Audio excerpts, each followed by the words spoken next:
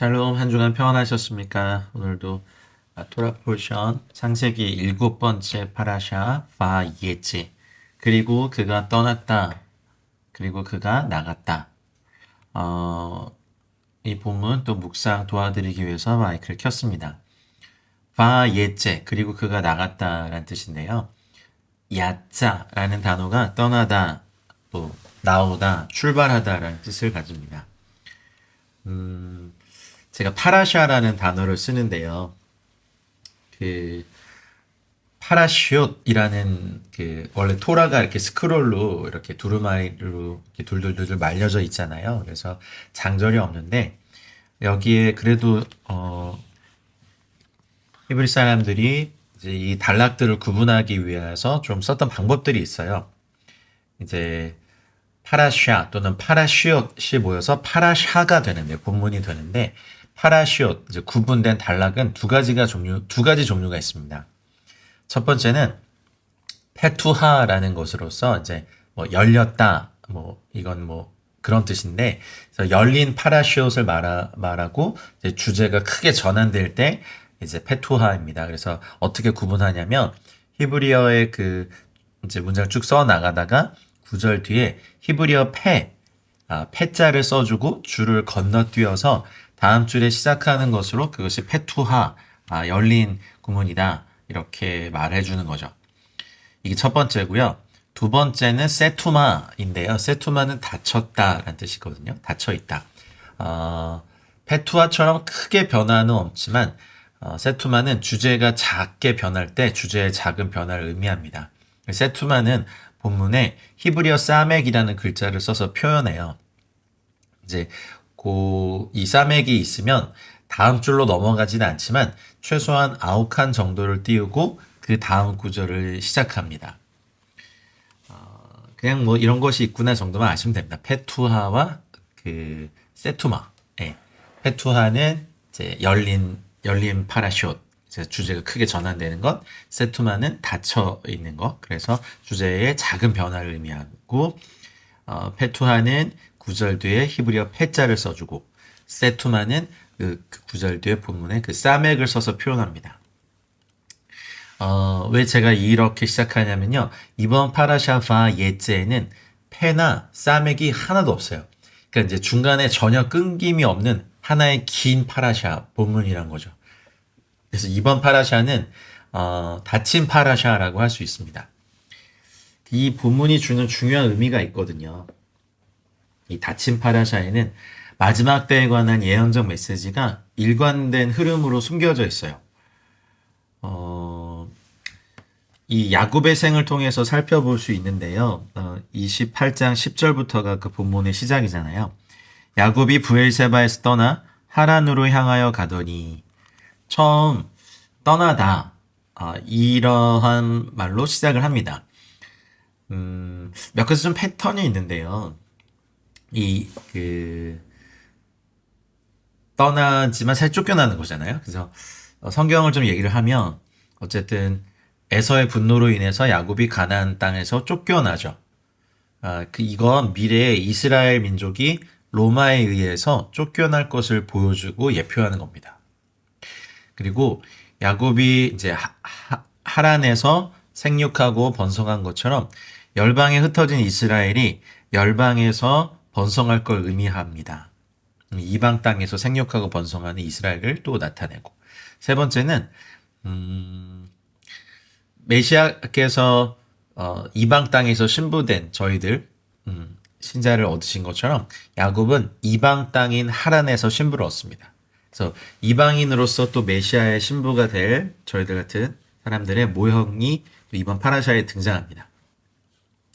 그리고 야곱이 모든 자녀와 함께 이스라엘 땅으로 돌아옵니다. 그렇죠? 그래서 이스라엘 12지파 포로들의 귀한, 또 이스라엘 12지파를 이스라엘 땅으로 모으실 것을 예표하고 보여줍니다. 현대에도 알리아 운동과 또 연결돼 있죠. 이런 것들이 이제 닫힌 파라샤의 구조 속에 숨어 있는 거예요. 토라 전체가 전체가 다 예언적인 내용이고 우리 구주 예수 그리스도를 나타내지만, 특별히 이번 주 파라샤는 구조상 더 중요한 메시지를 담고 있습니다. 아브라함, 이삭, 야곱으로 이어지는 이 흐름을 여러분 이제 기억하고 계시죠? 아브라함은 이제 헤세드, 인애, 자비, 은혜를 대표하는 대표적인 족장이죠. 그래서 아브라함은 가장 먼저 하나님과 언약 맺고 하나님께 언약적인 사랑을 드렸던 인물이고, 또 아브라함은 바벨론에서 이스라엘 땅으로 건너와서 하나님과 언약을 체결하고 온 땅의 아버지가 된 자입니다. 우리가 아브라함의 자손이라면 바벨론에서 나와야겠죠? 할렐루야. 그래서 우리의 영혼을 갉아먹는 이런 바벨론의 가르침과 시스템에서 우리는 주님의 나라의 시스템으로 와야 합니다. 이삭은 게브라, 힘, 능력, 강함 이런 것들 대표합니다. 그래서 이삭의 미션은 번제물로 드려지는 것이었거든요. 그래서 우리 주님의 전적인 순종과 죽으심과 부활의 기초를 놓는 것이 이삭의 삶의 예표입니다. 그래서 이삭의 사건을 기초로 해서 사실은 성전 제사가 시작이 됩니다. 그래서 또 아브람과 이삭은 아버지와 아들이 하나임을 보여줍니다. 세 번째로 야곱은 티프헤레트, 영광, 광채와 에메트, 진리를 대표하는 족장입니다. 아브라함과 이삭이 가지고 있던 모든 속성들이 야곱 안에서 증폭되어 나타납니다. 야곱을 잘 이렇게 묵상하고 살펴보면 야곱에게는 진리를 향한 열정이 있었고요. 아브라함, 이삭과 구별되는 야곱의 미션이 하나 있어요.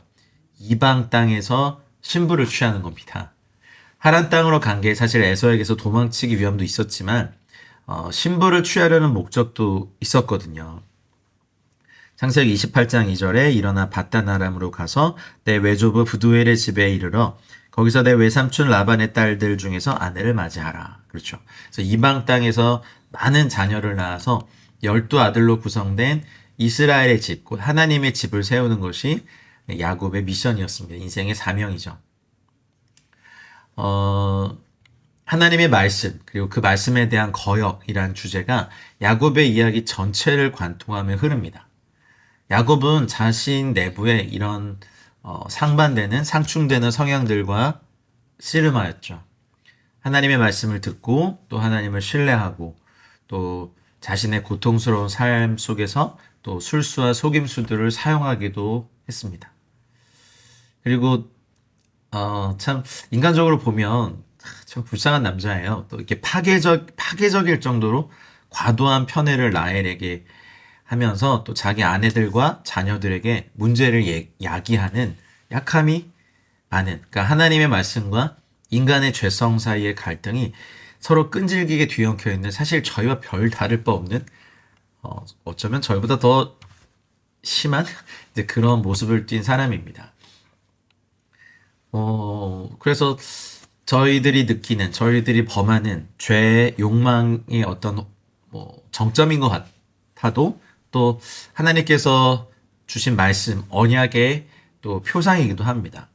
어쨌든 야곱은 에돔의 후손인 에서에 의해서 쫓겨났고,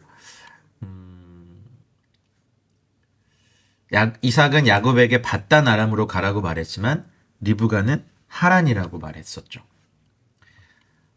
그래서 브엘세바를 떠납니다.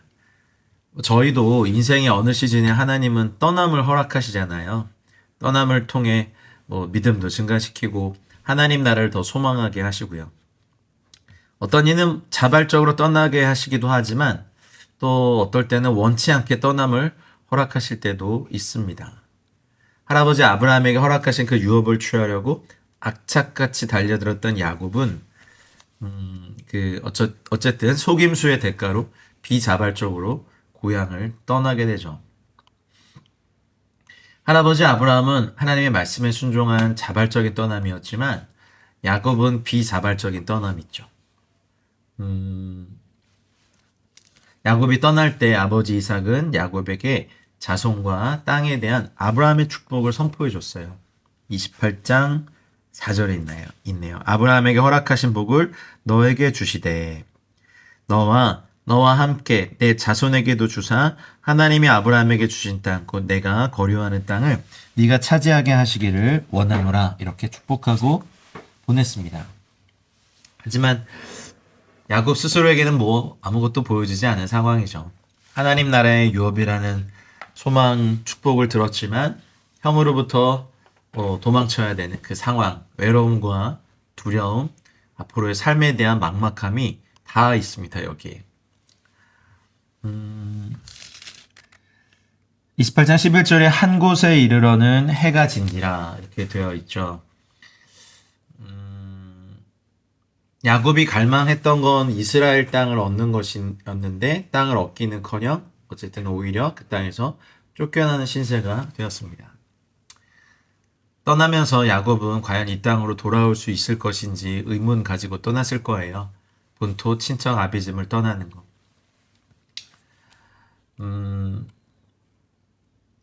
한 곳, 이제 11절에 한 곳에 이르러서는 이렇게 되어 있는데 히브리어 보면 하마콤이에요. a place, 한 곳이 아니라 그 곳, the place죠. 하마콤이라고 하는 곳은. 그곳에 이르러는 해가 진지라. 해가 졌다는 것은 실제로 시간적으로도 해가 진 것을 의미하기도 하지만 야곱의 영적인 상태도 의미하죠. 야곱이 쫓겨남으로 인해서 그에게 영적인 어둠이 오고 있는 걸 의미합니다. 그렇지만 성경의 하루는 저녁으로부터 시작해서 아침이 되면서 하루가 되죠. 야곱에게 주어진 장자의 축복이 완성되기 위해서는 저녁을 통과해야 합니다. 저희도 그렇습니다. 이스라엘의 포로 생활은 토라에서 흑암, 어둠으로 표현하거든요. 또 해가 졌다고 표현합니다. 어쨌든 물리적인 이런 자연현상을 통해서 영적인 상태를 묘사하고 있습니다. 창세기 15장이었죠. 거기에도 해질 때 아브라함에게 깊은 잠이 임하고 큰 흑암과 두려움이 그에게 임하였더니 이렇게 되죠. 반대로 이스라엘로 돌아올 때는 해가 돋았다고 표현합니다. 여기 보십시오. 야곱이 떠날 때는요. 그곳에 이르러서는 해가 진지라 됐지만 나중에 야곱이 돌아올 때는요. 해가 돋았다라고 표현되어 있습니다. 한번 그 말씀을 잘 묵상해 보시기 바랍니다. 창세기 32장에 가면 이번 파라샤는 아니지만 그가 브니엘을 지날 때 해가 돋았고 그의 허벅다리로 말미암아 절었더라 이렇게 되어 있거든요. 야곱의 가장 비참하고 어려운 순간에 주님이 자신을 드러내십니다. 그곳에서 한 돌을 가져다가 베개로 삼고 거기 누워 유숙을 하는 거죠. 편했겠습니까 이게? 돌베개에 베고 자는 건데요. 우리 찬송가 가사에도 많이 고백하죠. 야곱이 잠 깨어 일어난 후 이렇게 고백할 그 찬양 있잖아요. 돌베개 베고 잠 같습니다.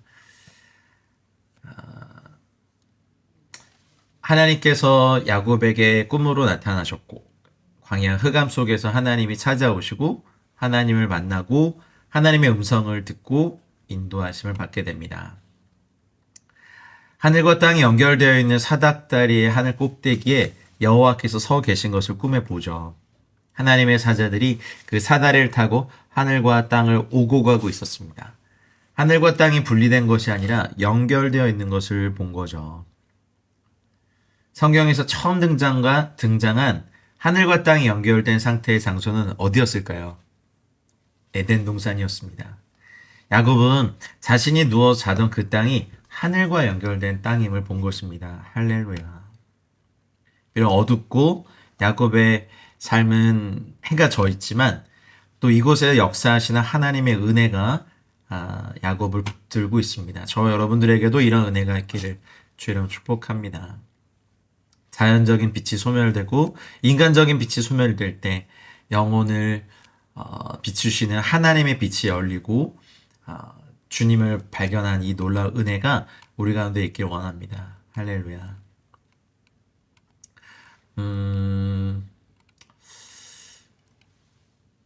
그래서 주님께서 약속하시죠. 여호와께서 그 위에 서서 이르시되 나는 여호와이니 너의 조부 아브라함의 하나님이요 이삭의 하나님이라. 내가 누워있는 땅을 내가 너와 너의 자손에게 주리니 너의 자손이 땅에 티끌같이 되어 네가 서쪽과 동쪽과 북쪽과 남쪽으로 퍼져나갈지며 땅의 모든 족속이 너와 내 자손으로 말미암아 복을 받으리라 하셨습니다. 내가 너와 함께 있어 내가 어디로 가든지 너를 지키며 너를 이끌어 이 땅으로 돌아오게 할지라 내가 너에게 허락한 것을 다 이루기까지 너를 떠나지 아니하리라 하신지라. 할렐루야.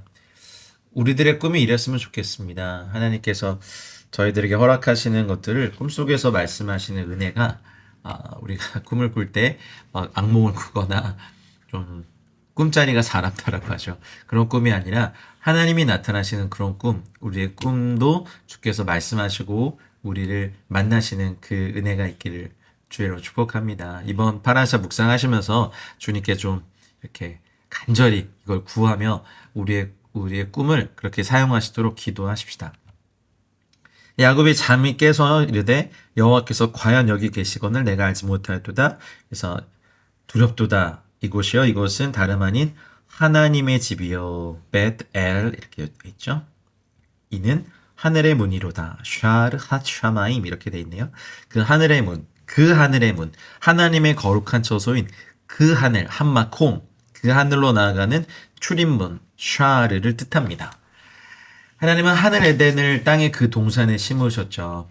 에덴 동산에 셰키나께서 내주하셨고 하나님은 아담을 그 동산에 두시며 에덴 동산의 상태를 가꾸셨고 사실 거하기 원하셨지만 사실은 쫓겨났잖아요. 그러나 여전히 하나님의 꿈을 하나님의 마음을 나타내셨습니다.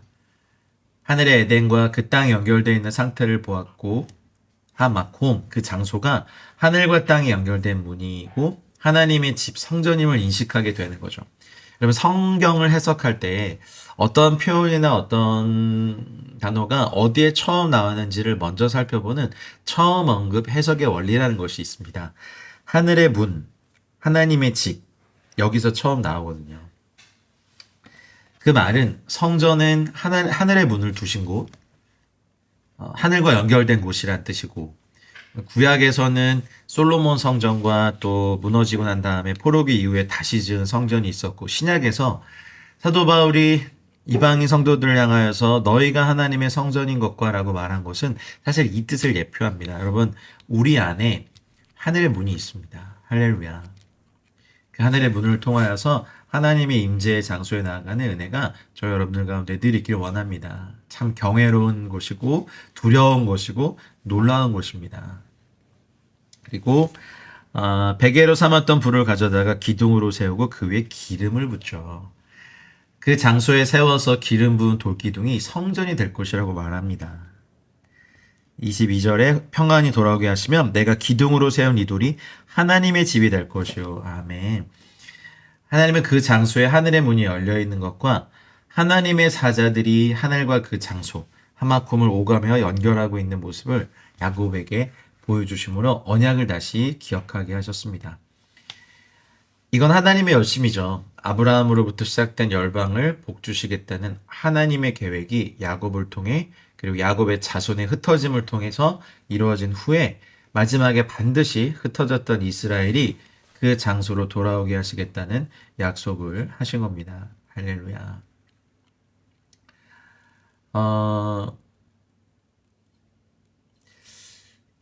신약에 그 요한복음 3장에 이제 그 나다나엘에 대하여서 나다나엘이 무화과 나무를 기도하고 있던 것을 보시고 나중에 나다나엘이 그렇게 말하죠.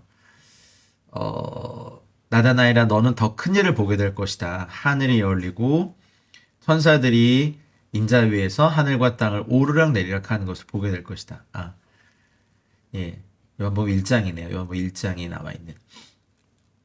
그러니 히브리어로 이 사다리는 술람인데요. 술람의 동사형은 이렇게 들어올리다, 이렇게 쌀날입니다. 쌀날, lift up, exalt, 들어올려진 수동의 의미를 가진 명사로서 이제 사다리를 의미하는데 예수님 위에 천사들이 하늘과 땅을 오르락 내리락하는 모습을 나다나엘이 보게 될 것인데 예수님이 바로 그 사람, 성전이시고 하늘과 땅이 연결된 지성소고 에덴 동산의 상태를 가지신 분으로 하늘과 땅을 연결시키실 분임을 보여주는 것도 요한복음에 나오죠. 그래서 그 예수님을 시작으로 사람이 성전이 되는 사람 성전 시대를 예수님께서 열어주신 거예요. 예수님의 육체가 찢어질 때 지성소를 가로막는 휘장이 찢어지고 우리가 지성소로 에덴 동산으로 들어갈 수 있는 새로운 길과 영생의 길이 열렸습니다. 그래서 우리는 담대하게 예수님의 피를 힘입어서 하늘 보좌로 나아갈 수 있게 됐죠. 예수님만이 하늘과 땅을 잇는 사다리 역할을 해주십니다.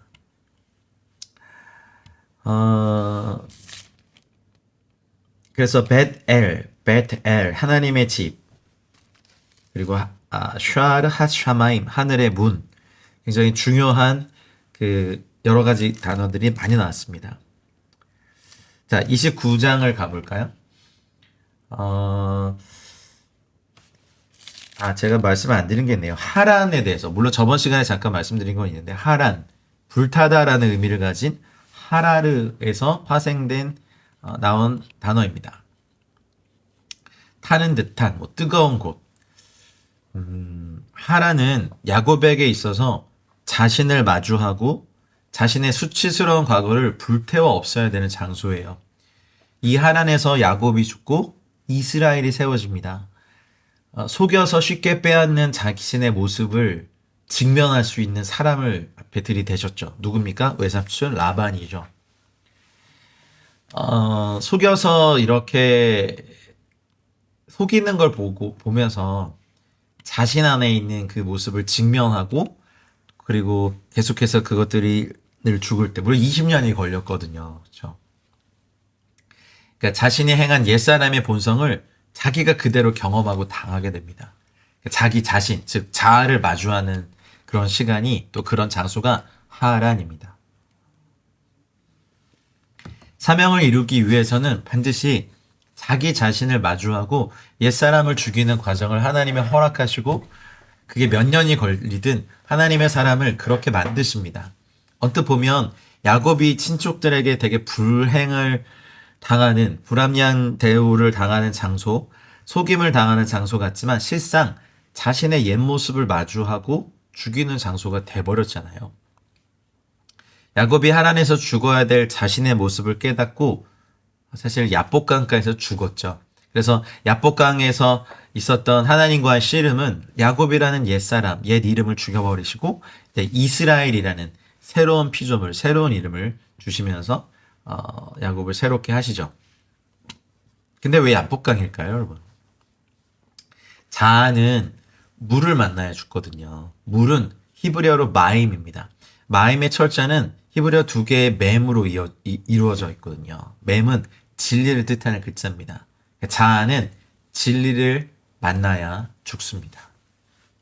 예수님이 죄인들을 이 구원하는 대속 사역을 위해서 하나님 나라를 떠나 이 땅으로 오셨듯이 야곱이 축복의 땅을 떠나 하란으로 갑니다.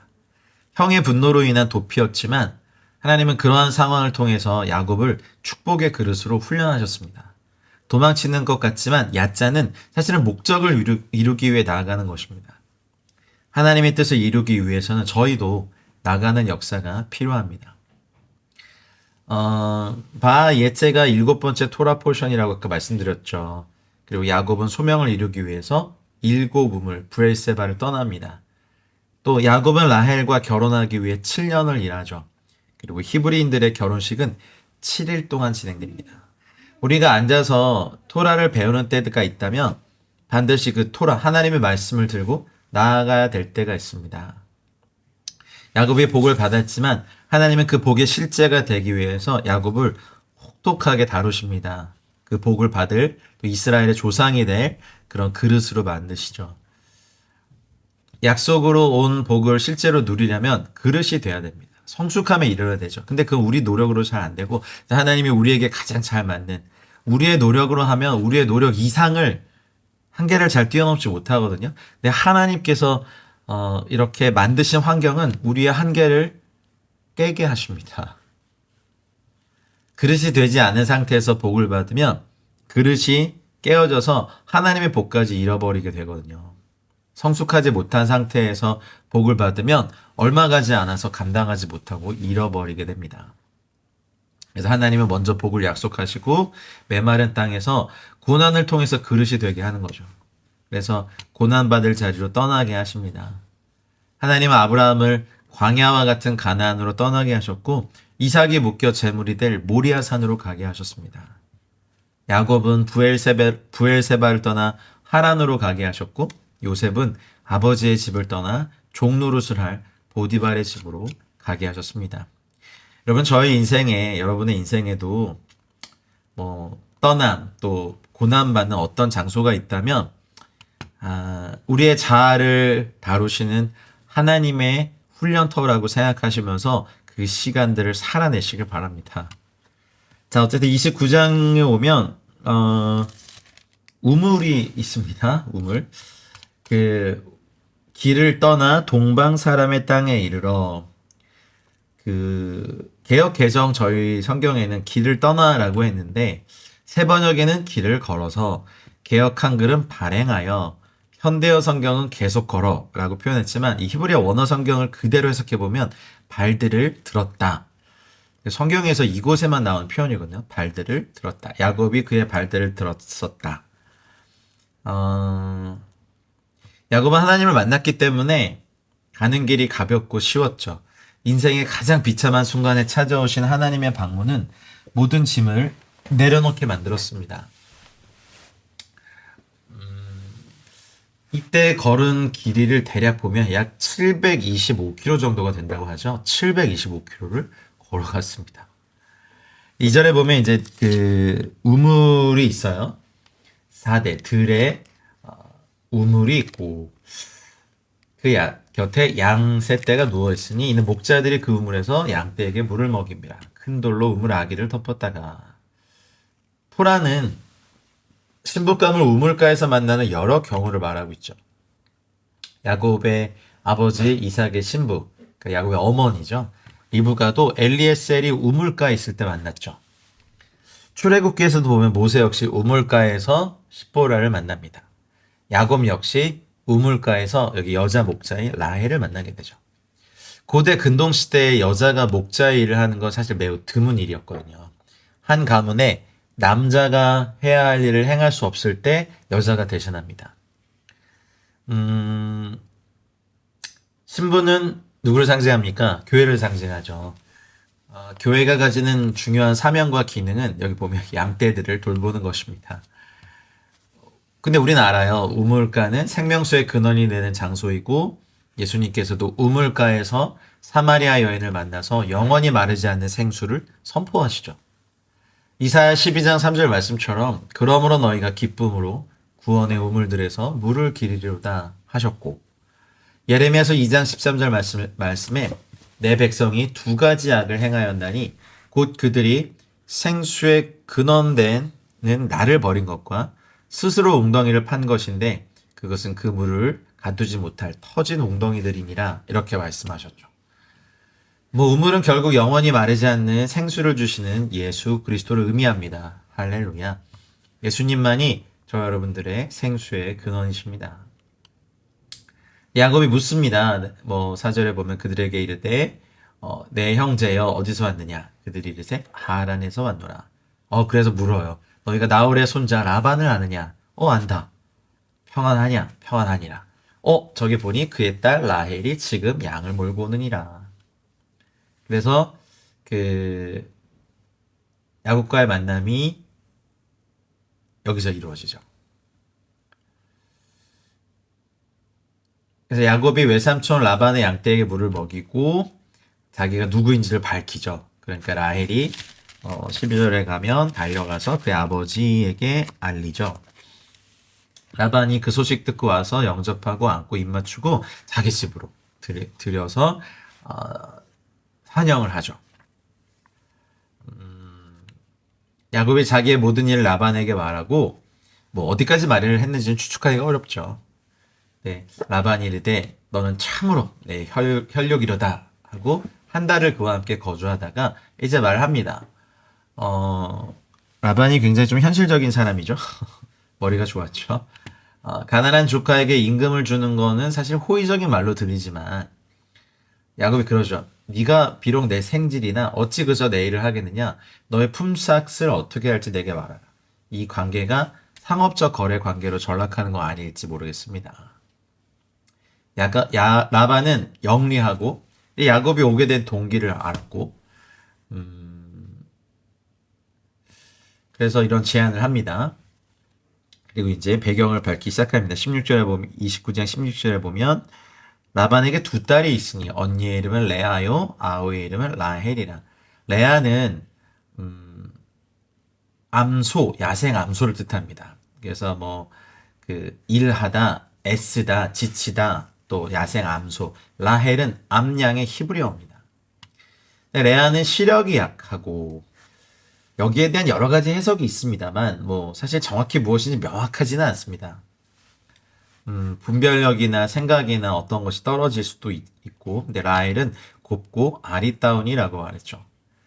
야곱이 라헬을 더 사랑함으로 예나 지금이나 참 그렇죠 남자들이 곱고 아리따운 사람들을 더 눈에 두고 마음에 담죠. 대답하되 내가 외삼촌의 작은 딸 라헬을 위하여 외삼촌에게 7년을 섬기리이다. 고대 근동의 야코는요 결혼 선물을 그 신부를 사는 돈 이제 뭐 마하르 뭐 티르하툼이라고 하는데 이걸 지불해야 해요. 근데 이제 본질적으로 신랑의 집에서 이제 그 남자에게 결혼할 것을 맹세하는 신부의 집으로의 자본의 이동인데 야곱은 아무것도 없으니까. 그리고 그 때는 결혼 지참금의 최고 한대를 50세켈로 정하고 있었지만 전형적인 액수는 그 선보다 훨씬 낮았다고 하죠. 고대 바벨론 시대의 그 육체 노동자들이 한 달에 반세겔에서 1세겔 사이의 액수를 받았으니 50세겔은 꽤나 큰 돈이죠. 근데 라반이 19절에 그래요. 그를 내게 주는 것이 타인에게 주는 것보다 나으니 나와 함께 있으라. 분명히 야곱은 라헬을 찍어 말했는데 라반은 여기서 그녀가 누군지 구체적으로 말하고 있지 않네요. 그렇죠? 20절 참 아름다운 절입니다. 야곱이 라헬을 위하여 7년 동안 라반을 섬겼으나 이제 라헬을 사랑하는 까닭에 7년을 며칠같이 여겼더라. 7년이 다 차고 내 아내를 내게 주소서 내가 그에게 들어가겠나이다. 그래서 라반이 사람들을 모아 잔치하고 라반의 대답이 전혀 기록되어 있지 않죠. 그래서 라반의 내면의 생각이 비밀에 가려져 있지만 아마도 라반의 침묵은 마지못해 결혼 축제를 열어주는 게 딱 보여주죠. 결혼 기념하기 위해 이웃들을 초대하고 정상적인 결혼에서는 사실 행렬이 신부의 집에 갔다 돌아와서 결혼 계약을 낭독하고 큰 잔치를 베풀고 두 가족과 이웃이 참여하게 했죠. 그래서 첫날의 의식은 이제 그 결혼식 내내 베일에서 가려졌던 신부를 신랑이 자신의 망토로 감싸서 결혼이 끝난 홀레방으로 데리고 들어가죠. 그리고 잔치와 축하는 일주일 내내 계속됩니다. 야곱의 가족이 없기 때문에 어쩌면 결혼식 일부분은 생략됐을 것 뻔하고 야곱의 곁에 가족이 없으니까 야곱은 쉽게 라반의 음모에 말려들게 되죠. 저녁에 그의 딸 레아를 야곱에게로 데려가매 야곱이 그에게로 들어가니라. 늦은 시간이었고 신부가 베일에 가려져 있었고 취기가 있었겠죠. 포도주를 마셨으니까. 그래서 야곱이 당하게 되는 첫 번째 배반입니다. 야곱은 지금 훈련이라는 학교에 있죠. 형에게 자신이 했던 것과 똑같이 자신이 당합니다. 그리고 라반이 또 그의 여종 실바를 그의 딸 레아에게 시녀로 주었더라. 결혼이 끝나면 신부의 아버지가 자기 딸에게 큰 결혼 선물, 신부 지참금을 주는 것이 관습이었어요. 뭐 고대 결혼 계약을 보면 신부의 지참금은 대체로 옷이나 가구와 돈으로 이루어졌는데 지참금은 혹여나 그녀가 과부가 되거나 이혼할 경우를 대비해서 아내 비상금 역할을 했다고 하죠. 여기 시녀의 이름 실바, 이제 나중에 갓과 아셀의 어머니가 되죠. 실바를 기록한 이유는 나중에 족장들의 어머니가 되기 때문입니다. 25절 야곱이 아침에 보니 레아이거든요. 그러니까 라반에게 이르되 외삼촌이 어찌하여 내게 이같이 행하셨나이까? 내가 라헬을 위하여 외삼촌을 섬기지 아니하였나이까? 외삼촌이 나를 속이심은 어찌 됨이니까?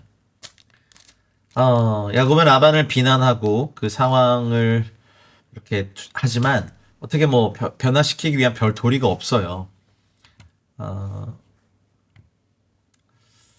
야곱이 아버지를 속이고 동생으로서 자신의 형 에서의 자리를 대신해서 선택된 자임에도 불구하고 하나님의 정의를 피하지 못하죠. 성경은 어디에서도 선택된 자라고 해서 하나님의 징계와 징벌을 면제받을 수 있다고 말하진 않아요. 아모스서 3장 2절에 내가 땅의 모든 족속 중에 너희만 알았나니 그러므로 내가 너희 모든 죄악을 너희에게 보응하리라고 말씀하시고 주께서 그 사랑하시는 자를 징계하시고 그의 받으신 아들마다 채찍질하심이라 라고 말씀하십니다. 라반이 이르되 언니보다 아우를 먼저 주는 건 우리 집안에서 하지 아니하는 바이라. 이를 위하여 7일을 채우라. 이 7일은 결혼 축제거든요. 이 기간을 채우지 못하면 결혼은 무효가 됩니다. 그래서 7일을 채우라. 우리가 그도 너에게 주리니 네가 또 나를 7년 동안 섬길지니라. 야곱이 레아와 결혼식 계속하는 건 아무리 내키지 않는다고 해도 선택의 여지가 없죠. 가족의 지지를 받을 수 없는 외톨이였고 라헬과 결혼하기를 원했고 라반은 야곱을 함정에 빠뜨렸음에도 더 가혹하게 또 7년을 봉사할 걸 요구하죠. 새로운 아내와 함께 바로 집으로 돌아가려고 했던 야곱의 희망을 생각해보면 이건 너무나 가혹한 요구였습니다. 야곱이 그대로 해서 7일을 채움에 라반이 딸 라헬도 그에게 아내로 주고 라반이 또 그의 여종 빌라흐죠. 빌라흐. 소심한 겁이 많은 뜻인데 라헬의 하녀였고 나중에 단과 납달리의 어머니가 됩니다. 라헬에게 주어 시녀가 되게 하매 야곱이 또한 라헬에게로 들어갔고 그가 레아보다 라헬을 더 사랑하여 다시 7년 동안 라반을 섬겼더라. 실제로 7년을 더 봉사하지만 처음과 같이 그 시간들이 수일 같았다라고 말하지 않죠. 이제 이 시간들은 이 족장들의 출생에 대한 기사가 분명해지고 새로운 가족 안의 슬픔과 대결의 날들이 됩니다. 여호와께서 레아가 사랑받지 못함을 보세요. 그래서 그의 태를 여셨으나 라헬은 자녀가 없었더라. 레아가 남편 사랑받지 못할 때 아마도 레아는 깊이 신음하는 심정으로 여호와 하나님을 찾고 부르짖었을 겁니다. 사랑받지 못하는 슬픔만큼 큰 게 우리 인생사에 있을까요? 남편의 사랑을 받지 못하는 여인의 심정. 남자인 저는 잘 모르겠습니다. 짐작만 할 따름입니다. 토라는 여호와께서 레아를 보셨다라고 말하죠. 여호와의 눈에 들어간 레아는 자신이 받고 있는 고난의 때를 하나님을 깊이 만나는 통로로 삼았습니다. 우리 삶에 나타나는 고난, 아픔의 시간들은 우리로 하여금 하나님을 더욱 분명하게 볼 수 있게 만들죠. 남편의 사랑을 받은 라헬은 단을 낳았을 때 엘로힘, 하나님에 대한 이해함과 감사를 올려드리죠. 레아는 여호와 하나님을 분명하게 언급합니다. 엘로힘은 그 당시에 이제 하나님, 신들을 지칭하는 보편적인 단어예요. 여호와란 단어는 하나님과 언약 백성 사이에 두신 그분의 거룩하신 이름이거든요. 레아의 이 고통스러운 시간들은 레아로 하여금 하나님을 더 깊이 알게 하는 귀한 시간들이 된 겁니다. 할렐루야. 저와 여러분들도 고통의 시간이 하나님을 더 깊이 알아가는 시간이 되길 원합니다. 광야는 아무것도 없는 것 같은 장소지만 영의 눈을 뜨고 보면 그곳은 오직 하나님으로만 가득한 장소죠. 레아는 유다의 집, House of Judah를 상징하고 라헬은 House of Israel, 이스라엘의 집을 상징합니다. 야곱의 집은 한 집이지만 후에 유다와 이스라엘로 나뉘거든요. 레아와 라헬의 경쟁은 장차 야곱의 집이 이스라엘의 두 집, 남유다와 북이스라엘로 갈라져서 시기하고 경쟁하게 될 것을 사실 예언적으로 보여주고 있습니다. 레아와 라헬, 그 여종들의 어떤 경쟁 이런 걸 통해서 12아들이 탄생하고 그 과정에서 여호와 하나님이 주도적으로 개입하십니다. 하나님은요, 태를 열기도 하시고 닫기도 하십니다. 32절에 레아가 임신하여 아들을 낳고 그 이름을 르우벤, 보라 아들이다. 여호와께서 나의 괴로움을 돌보셨다. 보다는 숙고하다, 나타나다, 공급하다 이런 거죠. 그래서 보다라는 단어와 아들, 벤의 합성어죠. 그래서 르우벤이 탄생합니다. 첫 번째 아들, 첫째 아들. 여호와 이래도 사실은 같은 어근을 사용하거든요. 우리의 현실 생활의 괴로움, 결핍, 방치, 자, 르우벤이 나타나는 것처럼 하나님 공급하시고 우리의 모든 필요에 응답하시는 것이 아니라 믿음과 비전에 응답하시고 비전의 아들 르우벤은 우리의 결핍의 현실과 믿음의 전쟁을 통해 탄생합니다. 그래서 우리에게 독생자 예수 그리스도를 통해서 구원과 은혜, 사랑과 진리를 공급하십니다. 이건 사실은 라헬, 비전, 이상이 아니라 레아, 현실, 정말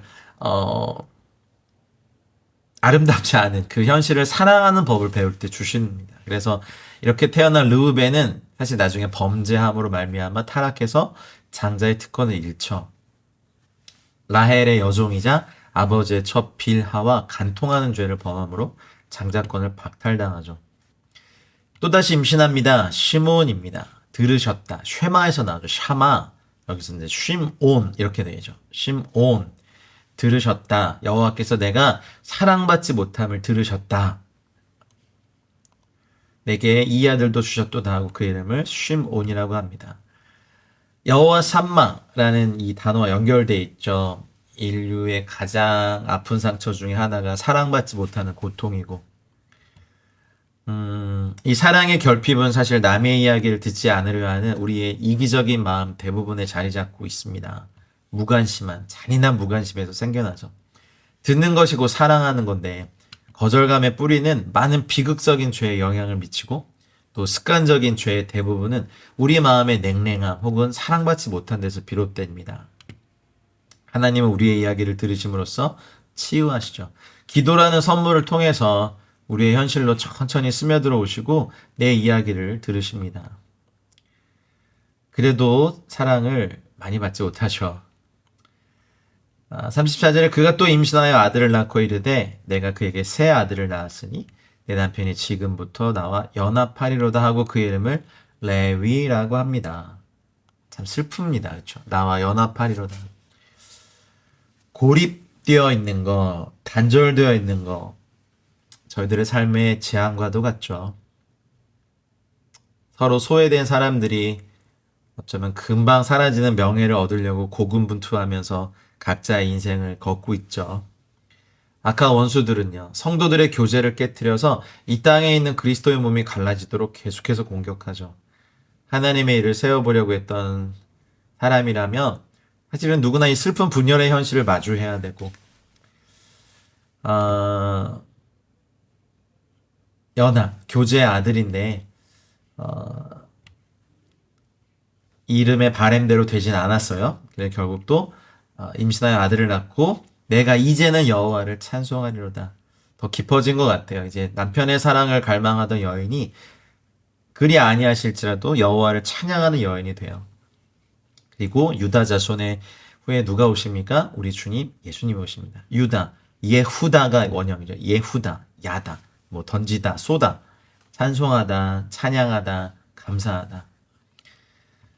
레아, 현실 아름답지 않은 내가 정말 외면하고 싶은 이 현실을 사랑하는 법을 배울 때 사실 우리는 찬양까지 이르게 됩니다. 현실에서 하나님의 임재를 맛보게 되죠. 큰 집회나 컨퍼런스, 뭐 많은 사람들 속에서 찬양하기는 쉽습니다. 그러나 골방에서 열매가 보이지 않고 승산이 보이지 않을 때 자기 연민이나 비관에 빠져 있을 때 힘을 내어 하나님을 찬송하기는 쉽지 않죠. 유다에까지 이르시는 저 여러분들 되시기 바랍니다. 사도행전 16장 25절 26절 말씀처럼 한밤중에 바울과 실라가 기도하고 하나님을 찬송할 때 죄수들이 듣고 갑자기 큰 지진이 나서 옥토가 움직이고 문이 곧 다 열리며 모든 사람의 매인 것이 다 벗어지는 은혜 저 여러분들의 삶 가운데 있길 축복합니다. 이 땅의 지옥 같은 한계 영역에서 하늘을 실현하도록 찬송의 아들 유다를 주신 하나님의 은혜 다윗과 메시아의 신 예수님도 유다 자손으로 탄생하게 됩니다. 할렐루야. 30장으로 가볼까요? 30장은 어쨌든 계속해서 낳고입니다. 사랑과 인정에 목말라 있는 레아와 또 자식에 목말라 있는 라헬 이 두 여인의 전쟁이 자녀라는 결실을 통해 진행되는 장입니다. 30장은. 레아는 야곱의 사랑을 받지 못한 것 치고는 굉장히 많은 아들을 낳았고 토라는요, 이걸 어떻게 얘기합니까? 이 모든 것이 하나님께서 레아를 돌보셨기 때문이라고 말합니다. 레아는 야곱에게서 어쨌든 딸을 포함해서 7명의 자식을 낳죠. 첩들인 빌하와 실바는 각각 2명의 아들들을 낳고요. 그리고 야곱이 사랑한 아내 라헬은 이제 30장에서 요셉을 낳죠. 가장 많은 사랑을 받은 여인이 가장 적은 아들을 낳고, 하지만 가장 탁월한 아들을 낳습니다. 구속사적인 예표를 이루는 요셉을 낳습니다. 요셉의 삶은 그 전부가 예수님을 예표하는 상징들로 가득해요. 반면에 다른 여인들이 낳은 많은 아들들은 죄와 수치의 역사로 채워집니다. 이스라엘을 대표하는 12지파의 그 시조들이 탄생합니다. 근데 이들의 탄생은 싸움과 연결됩니다. 이스라엘이라는 이름 역시 야곱이 하나님과 겨루어 이겨 얻는 이름이잖아요. 그래서 이스라엘은 이처럼 싸움과 전쟁이라는 환경 속에서 이루어집니다. 이스라엘의 역사는 지금도 그러하듯이 전쟁의 역사가 됩니다. 구속사의 은혜로 살아가는 성도의 삶도 전쟁의 역사입니다. 하란의 삶, 타는 듯이 뜨거운 곳에서 이렇게 혹독하게 훈련받고 있는 야곱을 보면 야곱의 기질을 좀 생각해 봅니다. 야곱의 자아와 기질. 어머니의 태에서부터 움켜잡았죠. 뭔가를 움켜쥐면 절대 놓지 않는 야곱의 자아와 기질이 하나님을 향해 쓰이면 끝까지 하나님을 붙들며 언약을 이루는 자가 될 것임을 아셨고, 또 한번 움켜쥐면 놓지 않으려는 기질이 자신과 세상을 향해 쓰이면 욕심, 이기심, 속여서 빼앗는 거, 자기 중심적 성취로 인한 교만과 아집이 될 수 있게 하나님은 야곱을 다루셨잖아요. 여러분, 저와 여러분은 똑같습니다. 저희가 갖고 있는 최고의 장점은 최고의 단점이 되기도 합니다. 근데 하나님께 시선이 고정되어 있으면 최고의 장점이 될 수 있습니다. 근데 반대로 최고의 장점도 내 자아와 세상을 향해 있으면 최고의 단점이 되죠. 야곱의 움켜쥐는 기질을 한번 묵상해 보십시오. 하나님의 언약을 끝까지 붙듦으로 그 축복을 취하게 되었지만 자신을 위해서 사용될 때 사람을 속여서라도 그 많은 것을 움켜쥐기 위한 욕심이 되잖아요. 그래서 이런 야곱의 DNA를 가진 유대인들은 바벨론 포로로부터 시작해서 약 2500년의 멀고 긴 시간 동안 여기저기 쫓기며 디아스포라의 삶을 살아왔지만 끝까지 하나님의 언약과 말씀을 붙들므로 그 정체성을 잃지 않고 이스라엘, 약속의 땅으로 돌아오는 언약의 성취를 이뤘습니다. 하지만 한편으로 어떻습니까? 약삭빠르게 사랑과 세상을 활용해서 더 많은 것을 취하고 움켜쥐려는 것 때문에 세상으로부터 미움을 받기도 했죠. 지금도 그렇죠. 그런데 그럼에도 불구하고 하나님은 유대인들의 남은 자들을 지켜 보호해 주셨습니다. 왜냐하면 아브라함과 이삭과 야곱에게 너와 너의 자손이 가는 것보다 항상 함께 하겠다고 약속하셨기 때문에 그렇습니다.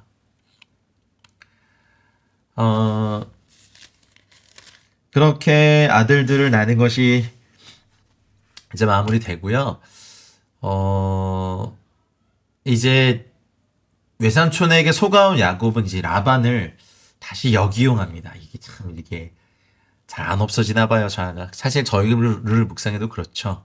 그래서 사실 교묘한 술수를 부려서 외삼촌으로부터 자기의 재산을 챙기는 것이 이제 30장 후반절에 나오죠.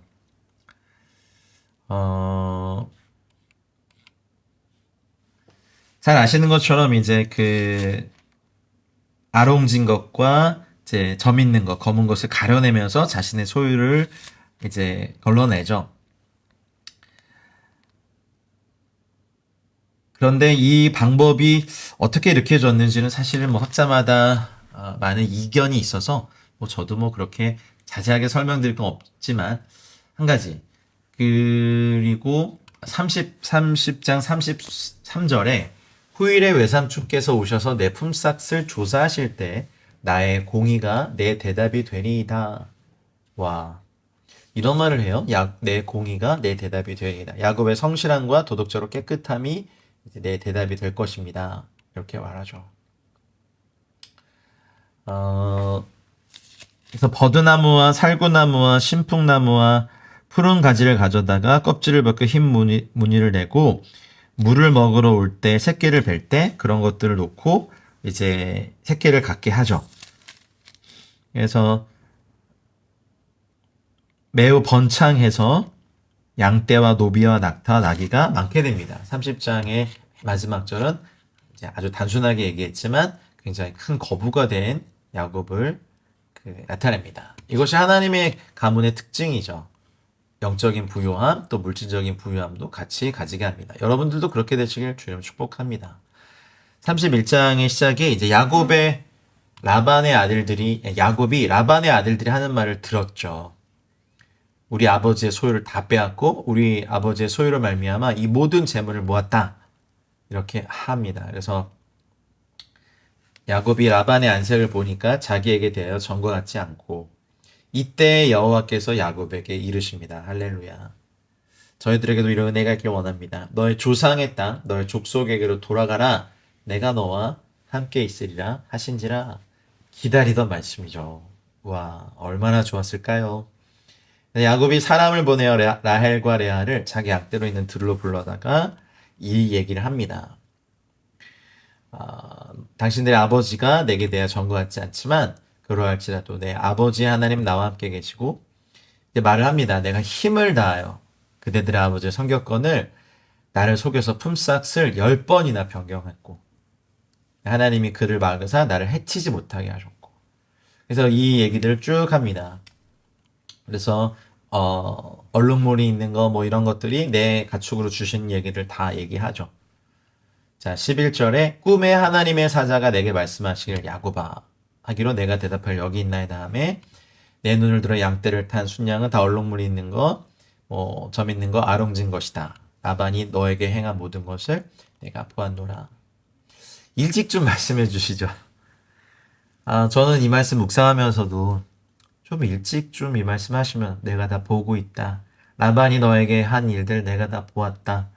하는 말을 좀 더 일찍 하셨으면 얼마나 좋을까. 근데 좀 일찍 하셨으면 야곱이의 자아나 기질이 다뤄졌을까요? 너무 빨리 고난에서 졸업하면 자아 바뀌지 않더라고요. 저를 보도 그렇고. 나는 베델의 하나님이라 말씀하십니다. 이 단어는 야곱과 하나님을 아시는 단어죠.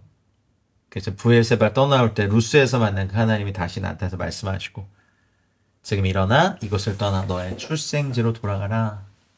와, 야곱에 있어서는 사실은 하란이 본향이 아니죠. 근데 아브라함에게 말씀하실 때 하란 땅은 아브라함의 본향이었고 네, 야곱은 하란은 본향이 아니고 언약의 땅이 가나안이 본향임을 선언하시죠. 그래서 라헬과 레아도 이제 여기에 동의를 하고 이제 떠나게 됩니다. 17절에 야곱이 일어나 자식들과 아내들 낙타들에 태우고 일어나다. 성경에서 이 단어가 이 동사가 쓰이면 대체로 어떤 결단, 결행, 순종 이런 거 할 때 이 단어가 쓰입니다. 브엘세바 떠나올 때는 루스 땅에서 돌베개를 베고 자는 상태였지만 하란에서 강하게 일어나 하나님의 땅을 향해 진격하는 어쩌면 하란에서 이 타는 듯한 땅에서 20년의 시간들이 야곱을 언약의 후사로 견고하게 세워줬죠. 고난, 아픔은 우리를 견고하게 만듭니다. 강하게 만듭니다. 하나님께서 그 백성을 구원하시고 광야로 내모시는 이유는 하나님의 형상을 이루기 위함이십니다. 주님은 있는 모습 그대로 우리가 죽게 나오시기를 원합니다. 근데 있는 모습 그대로 사용하시지는 않더라고요. 당신의 형상으로 빚으셔서 사용합니다. 동의하시지요? 주께서 하나님의 형상으로 나를 빚으시는 최고의 장소가 광야인 것입니다. 라반이 양털을 깎으러 갔을 때 라헬이 그의 아버지 드라빔, 하테라핌 이렇게 되거든요. 원형은 라파예요. 치료하다, 고치다, 치료다라는 뜻입니다. 근데 우상을 뜻하는 말로 이제 가정의 수호신을 드라핌이라고 했어요. 그래서 복을 빌고 점을 칠 때 사용되고 그러니 굉장히 중요했죠, 한 가정에. 그래서 모든 소유를 이끌고 가만히 떠났죠. 3일 만에 이거를 알게 되고 그의 형제를 거느리고 7일 길을 쫓아가 길르앗산에서 그의 이릅니다. 7일 길을 쫓는 거 굉장한 분노와 열의가 있다는 거죠. 근데 밤에 하나님이 아람 사람 라반에게 현몽하십니다. 와, 하나님이 우리를 지키실 때 이런 은혜가 있습니다. 너는 삼가 야곱에게 선악간에 말하지 말라 하셨더라. 라반이 야곱을 뒤쫓아 이르렀으니 야곱이 그 산에 장막을 치고 맞이하죠. 왜 나를 속이고 내 딸들을 칼에 사로잡힌 것 같이 끌고 갔으니 어찌 같이 했느냐.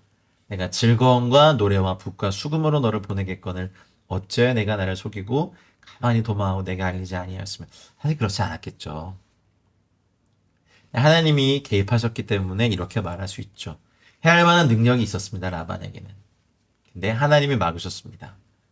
우리 삶도 이랬으면 좋겠습니다. 우리는 사실 이 세상을 싸워야 할 힘이 없는데 하나님이 이걸 막으시고, 그리고 라반이 불쾌하게 여긴 것, 인사도 못했고 뭐 그런 것도 있지만 어찌하여 내 신을 도둑질하였느냐. 네가 아버지 집을 삼에서 돌아오는 올커니와 20년 동안 안 보내놓고서는, 그렇죠. 어찌 내 신을 도둑질하였느냐. 근데 몰랐어요, 야곱이 누가 훔쳤는지. 그래서 이걸 구실 삼아서 빼앗으려고 하는 걸 생각해서 외삼촌의 신을 누구에게서 찾든지 그는 살지 못할 것이다 라고 말했죠. 근데 사실은 야곱은 라헬이 그걸 도둑질한지 몰랐잖아요. 근데 언약의 후사인 야곱은 하나님의 제사장, 선지자와 같은 자이기 때문에 그의 말의 권세로 인해서 나중에 라헬은 일찍 죽죠. 네, 드라빔을 가서 안장 아래 넣고 그 위에 앉고, 마침 생리가 있어서 일어나서 영접할 수 없으니까 노여하지 마십시오. 네, 드라빔 두루 찾자가 못 찾고 이제 야곱이 처음으로 화를 내보죠. 노하여 라반을 책망하죠. 아무것도 발견되지 않지 않았습니까? 이제 억울한 게만 나와요. 내가 이 20년을 외삼촌과 함께 하였거니와 외삼촌의 암양들이나 암염소들이 낙태하지 아니하였고 외삼촌의 양떼 순양을 내가 먹지 아니하였고 물려 찢긴 것은 내가 가져가지 않고 그것을 내가 스스로 찾고 보충하였고 낮에는 더위와 밤에는 추위를 무릅쓰고 눈 붙일 겨를도 없이 지냈습니다. 네, 내가 외삼촌의 집에 있는 20년 동안 또 외삼촌에게 봉사하였고 내 품삯을 10번이나 바꾸셨으며 다 말합니다. 그리고 우리 아버지의 하나님, 아브라함의 하나님, 이삭의 하나님이 경외하는 이가 나와 함께 계시지 아니하였다면 외삼촌께서 이제 나를 빈손으로 돌려보내셨으리다마는 하나님이 내 고난과 내 손의 수고를 보시고 어젯밤에 외삼촌을 책망하셨습니다. 이렇게 하셨죠. 야곱의 일생의 고백입니다. 하나님이 나와 함께 계시지 않았다면이라는. 빈손, 레이킴, 뭐 가치 없는 이런 허망한 상태를 표현한 말이죠. 어쨌든 라반은 드디어 자신의 덫에 걸립니다. 그래서 이제 증거를 삼습니다. 언약을 맺고 증거를 삼습니다. 사실 라반은 야곱을 이길 수 있는 강한 힘이 있었죠. 근데 그가 어쩌지 못하는 것은 이 전쟁의 힘이 혈과육이 아니라 영의 차원으로 옮겨졌기 때문이죠. 영의 차원으로 가져가면 모든 전쟁에서 승리할 수 있습니다. 영의 전쟁은 일종의 권세 전쟁이거든요. 야곱이 돌을 가져다가 기둥으로 세우고 거기다 돌무더기를 쌓고 여갈 사하투다, 그러니까 예카르 사하투타. 예가르는요, 뭐 무더기, 더미 이거고 사하투타 이거는 이제 증거, 증인. 그래서 증거의 무더기라고 불렀죠. 그리고 그것을 갈르엣 히브리어로 부른 거거든요. 이게 정체성에 대한 이제 명확한 언약을 맺었기 때문에 그렇습니다. 증거의 무더기. 여러분, 증거의 무더기 갈르엣이 저와 여러분의 인생에 가득하기를 주의 이름으로 축복합니다. 그리고 갈르엣이라 불렀고 또 미츠바, 원형은 짜파거든요. 근데 굽히다, 기다리다, 관찰하다, 여기서부터 살피다. 그래서 하나님께서 두 사람의 언약을 파수꾼처럼 지켜봐 주시길 원한다라는 의미로 또 라반이 언급했습니다. 나와 너 사이에 여호와께서 나와 너 사이를 살피시옵소서 함이라 하셨지요. 증거의 돌무더기, 증거의 무더기가 많으시기를 축복합니다. 그래서 맹세하고 언약을 맺죠. 그래서 54절에 야곱이 산에서 제사를 드리고 형제들을 불러 떡을 먹이니 그들이 떡을 먹고 산에서 밤을 지내고 라반이 아침에 일찍 일어나 손자들과 딸들에게 입맞추고 그들에게 축복하고 떠나 고향으로 돌아옵니다. 32장 2절까지가 이제 바예제 인데요. 창세기 32장 이제 바에츠의 마지막은 라반의 언약과 함께 야곱이 길을 가다가 하나님의 군대를 만나는 것으로 끝이 납니다. 이 바에츠의 흐름과 이제 그 바이실라크 보네메어의 흐름을 연결하고 있어요.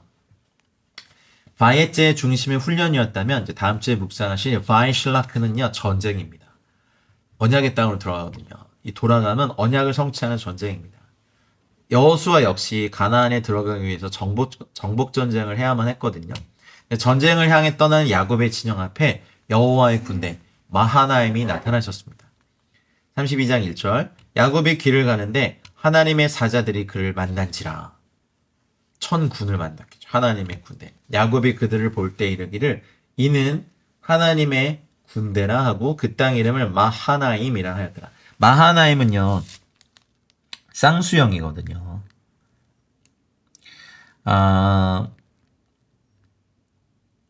두 진영.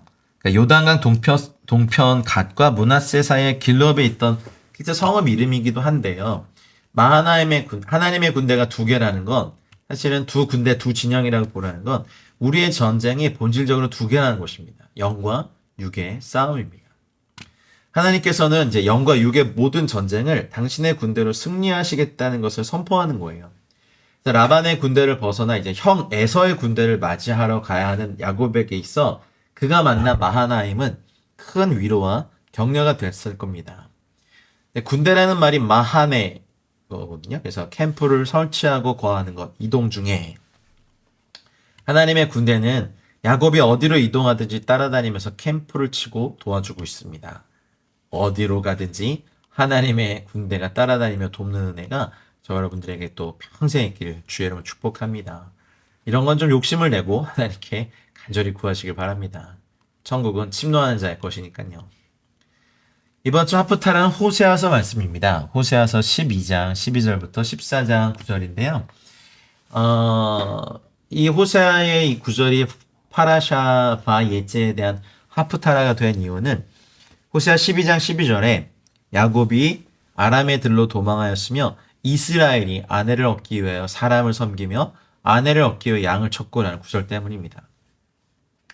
여기서 선지자 호세아가 이스라엘 백성에 대한 하나님의 불만을 표현하고 있어요. 그래서 또 야곱이 라반의 집에서 레아와 라헬을 얻기 위해 각각 7년 동안 일해야 했던 예를 들면서 이야기하고 있는 거죠. 호세아는 에브라임이 북왕국의 다른 이름이죠. 우상 숭배한 것에 대해서 꾸짖습니다. 하나님의 섭리, 보호하심으로 그들의 조상 야곱, 그들이 광야에서 겪은 여정 동안에 온 열방에서 그들을 존귀한 자로 만드셨는데 야곱의 자녀들은 우상 숭배로 돌아섰죠. 그래서 그들을 보호하는 자인 아수르의 헛된 소망을 주게 됐습니다. 그래서 심판이 다가왔고 여호와께서 내가 그들을 수월의 권세에서 속량하며 사망에서 구속하리니 사망아 너의 재앙이 어디 있느냐 수월아 내 멸망이 어디 있느냐 뉘우침이 내 눈앞에서 숨으리라고 물으시는 거죠. 그래서 하프타라의 말미에 호세아의 메시지는요. 북왕국에 대한 임박한 심판이 다가왔으니 백성들이 여호와께로 돌아와라. 네가 불의함으로 말미암아 엎드러졌느니라고 말했죠. 아직 선지자의 이런 메시지가 있다는 것은요. 에브라임에 대한 소망이 있다는 거죠. 우상 숭배하는 죄에서 돌이키고 그들의 죄들을 회개하고 여호와의 이름을 부른다면 하나님께서는 그것들을 고치시고 배교한 것들을 고치시고 너그럽게 사랑하시면서 그들에게 당신의 모든 복을 얻게 하실 것입니다. 지금 이 본문은 저에게도 말씀하신 겁니다. 브리타다샤는 요한복음 1장 19절로 51절입니다. 1장 51절에 보면 진실로 진실로 너에게 이르노니 하늘이 열리고 하나님의 사자들이 인자 위에 오르락 내리락 하는 것을 보리라 하시니라. 예수님께서 베델에서 야곱의 꿈에 관련해서 분명하게 하셨죠. 야곱이 하나님의 천사가 사닥다리에서 오르락 내리락 하는 것처럼 예수님께서도 나다나엘에게 당신이 바로 하나님께로 올라가는 바로 그 사닥다리이며 천국문으로 인도하는 분이고 진정한 샤라 샤마임 하늘의 문임을 말씀하시는 거죠. 예수님께서 그 사다리십니다. 할렐루야. 야곱이 꿈을 꿨죠. 예수님은 야곱의 약속된 씨를 기꺼이 이름으로써 그 꿈을 실제화했죠. 온 땅의 열방들이 축복을 받는 건 약속된 씨인 예수님을 통해서입니다. 예수님만이 진정한 성전, 하나님의 집, 페이트 엘로힘이며 그 집의 머릿돌 로스피나이십니다. 하늘에서 땅으로의 전달자이시죠. 새로운 베델, 하나님이 거하신 처소입니다. 아멘. 하늘이 활짝 열리고 이제 하나님의 은혜는 인자를 믿는 자마다 가능하게 될 것입니다. 예수님은 다리이십니다. 사닥다리이십니다. 그분만이 유일한 길이십니다. 그분을 통하지 않고서는 아버지께로 갈 사람이 아무도 없습니다. 이번 한 주간 다시 돌아오기 위해서 떠나는 이 바이에츠의 말씀들을 묵상하시면서 우리들의 삶에 하나님의 놀라운 은혜와 평강이 가득하시기를 우리 구주 예수 그리스도의 이름으로 축복합니다. 한 주 동안 수고 많으셨습니다. 사랑하고 축복합니다. 샤ባት 샬롬.